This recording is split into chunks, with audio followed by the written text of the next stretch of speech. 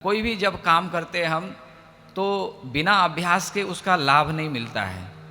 इसीलिए अर्जुन ने जब कृष्ण से पूछा ना कि चंचलम ही मनः कृष्ण प्रमाथि बलवत दृढ़म, हे प्रभु मेरा मन बड़ा चंचल है, मेरा मन स्थिर नहीं हो पा रहा है। आप जो कुछ भी कह रहे हैं ना वो कोई भी बात जो है हम पचा नहीं पा रहे हैं, ये मन जो है बड़ा दुष्कर है। तो प्रभु ये मन स्थिर कैसे होवे? तो भगवान ने बड़ी सुंदर बात कही कि अभ्यास है न तो कौन्तेय। अभ्यास की जो बात कही है ये हम लोग बहुत हल्के में लेते हैं, लेकिन वास्तविकता यह है जीवन की कि जीवन में जो कुछ भी हमें मिलता है, हमारे जीवन में जो भी बदलाव होता है वो अभ्यास से ही होता है। देखिए बच्चा जब जन्म लेता है तो माँ अभ्यास देती है, उस संतान को चलना सिखाती है। चलना सीख जाता है कि नहीं? बोलना सिखाती है। उसके बाद उसका जो दैनिक जीवन का क्रम है वो आगे किस तरह से बढ़ता है, वो अभ्यास से बढ़ता है। तो सारा जीवन जो है ये अभ्यास की नींव पर केंद्रित है। हम लोग जब किसी सत्संग में जाते हैं, कोई महापुरुष से मिलते हैं या जब सत्संग की कुछ बातें सुनते हैं तो मन टिकता नहीं है। भजन का स्वाद जब तक नहीं आता है तो भजन में मन लगता नहीं है। कहते हैं ना मन नहीं लगता, कैसे मन लगे? देखिए मन कहाँ लगता है? जो पूर्व का अभ्यास बन चुका है वहां लगता है। जैसे संसार में मन हमारा एकदम से क्यों लग जाता है? क्योंकि ये प्रमाण है कि हमारा जन्म पहली बार नहीं हुआ है। अगर संसार में मन लग रहा है तो इसका अर्थ यह है कि हमारे अनेक जन्म हो चुके हैं। तो पूर्व जितने भी जन्म हो चुके हैं उन जन्मों का अभ्यास संग्रहित होकर के हमारी चेतना पर वो वासना अंकित है, तो वो वासना हमें इस संसार की ओर खींचती है। इसलिए हमारा मन स्वाभाविक रूप से संसार में लग जाता है, लेकिन भजन में नहीं लगता, क्योंकि पूर्व में भजन नहीं किया। लेकिन किसी किसी का बचपन से ही भजन में मन लग जाता है। क्यों लग जाता है? क्योंकि पूर्व के संस्कार हैं। ध्रुव जी की कथा को आपने कल सुना।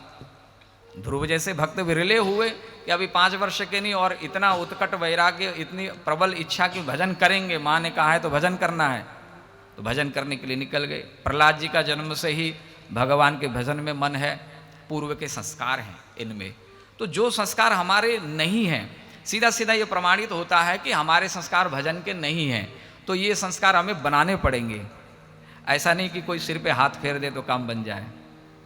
महाराज जी लोग तो यही सोचते हैं कि कोई महात्मा हाथ फेर दे तो काम बने। हाथ फेरने से किसी का काम नहीं होता है। और यहाँ से एक निवेदन और करना चाहूँगा, क्योंकि आजकल हाथ फेरने की बाजारी चल रही है और जनता भी यही चाहती है कि कोई ऐसा मिले कि हाथ फेर दे, हमारे काम बन जाए।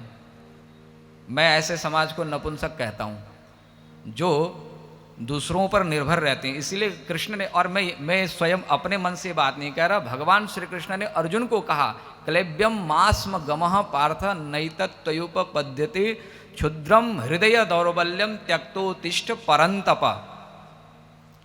कृष्ण भी अर्जुन के सिर पे हाथ रख के छूमंतर कर सकते थे। अर्जुन को रथ पे बैठा के लड़ाने की आवश्यकता नहीं थी।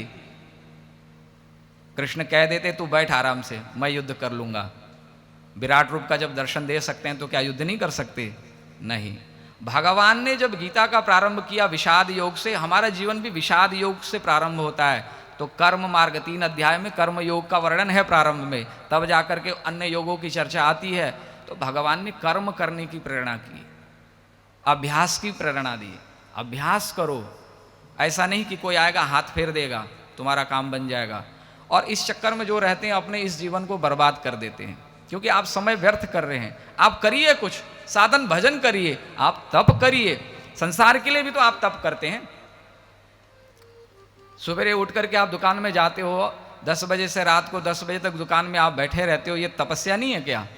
संसार के भोग की प्राप्ति के लिए भी जब एक व्यक्ति को, गृहस्थी को तपस्या करनी पड़ती है, तो परमार्थ की उपलब्धि के लिए आप, हम क्या सोचते हैं कि छुमंतर हो जाएगा? परमार्थ तो उस संसार के भोग विलास से भी श्रेष्ठ कोटि का पद है। तो परमार्थ के लिए भी तो हमें कुछ अभ्यास चाहिए। अभ्यास करे तो नाम का अभ्यास करे। ये अजामिल के चरित्र ने एक संकेत दिया कि पुत्र का नाम का अभ्यास था ना अजामिल को, जब भी तो अंतिम में पुत्र का नाम आया। अगर उस नाम का अभ्यास न होता तो अंतिम में पुत्र का नाम भी क्यों आता? इसका अर्थ यह है, संकेत यह जाता है कि अजामिल रोज अपने बालक को नारायण इधर आओ, नारायण ऐसा करो, नारायण वहां जाओ। इसका अर्थ है कि उसकी जिह्वा पर निरंतर अभ्यास था नारायण नाम का, नारायण शब्द का। भले ही बुलाने का प्रयोजन भगवान का नहीं है, अपनी संतान को है, लेकिन उस अभ्यास ने अजामिल का उद्धार कर दिया।